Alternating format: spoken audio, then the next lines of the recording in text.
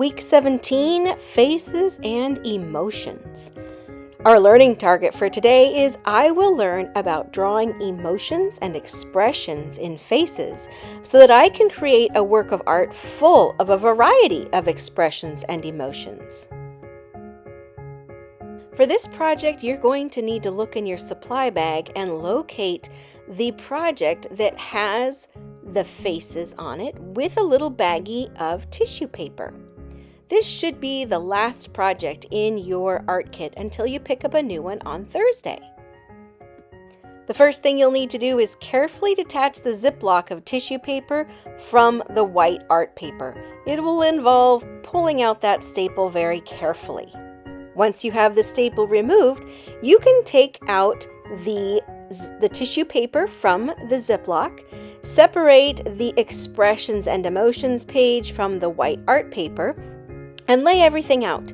You're also going to need a glue stick or some glue and a Sharpie.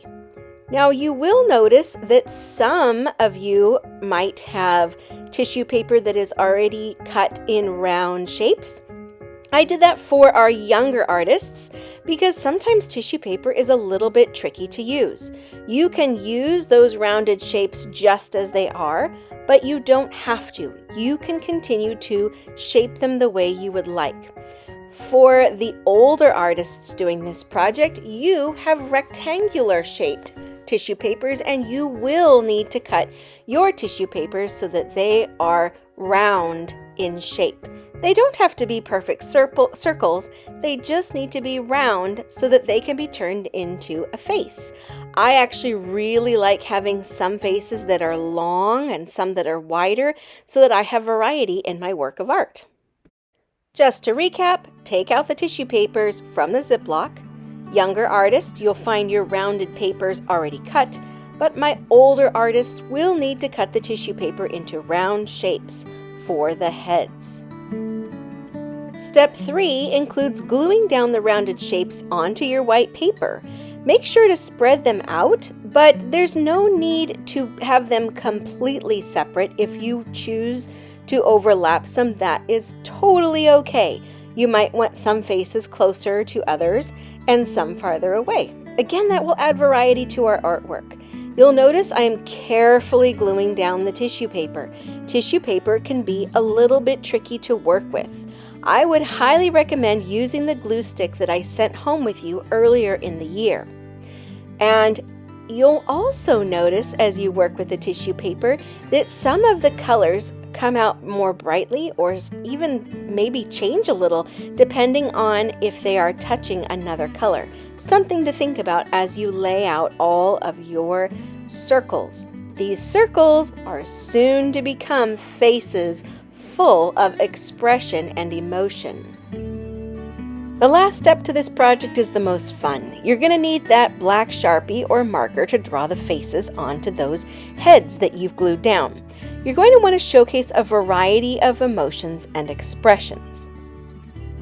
Remember, emotions are the way we feel, and the expressions are the way we look when we feel a certain way. Now, all of these examples that I am showing you are just that. They're just examples. But you will notice as you study that sheet of paper that there are many different expressions on there conveying a lot of different emotions.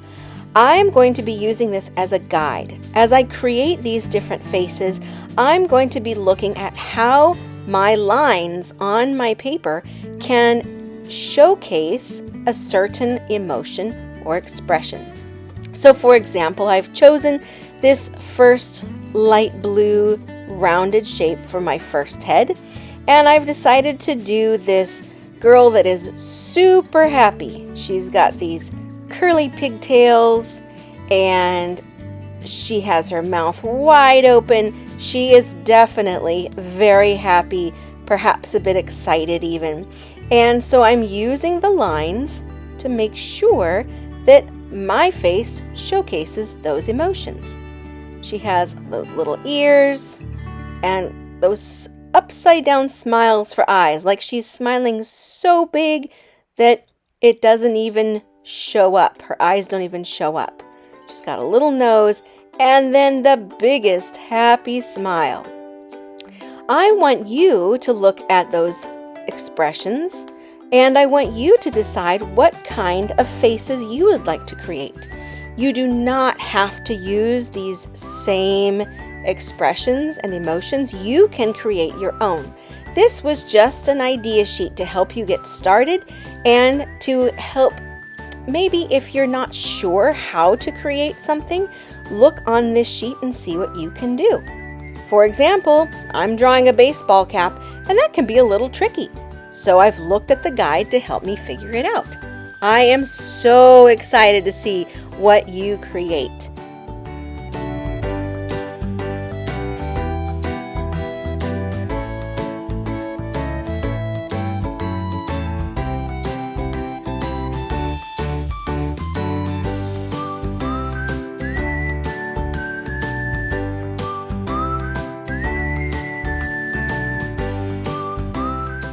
Once you have created a variety of expressions or emotions, be sure to turn it in to Google Classroom or Seesaw.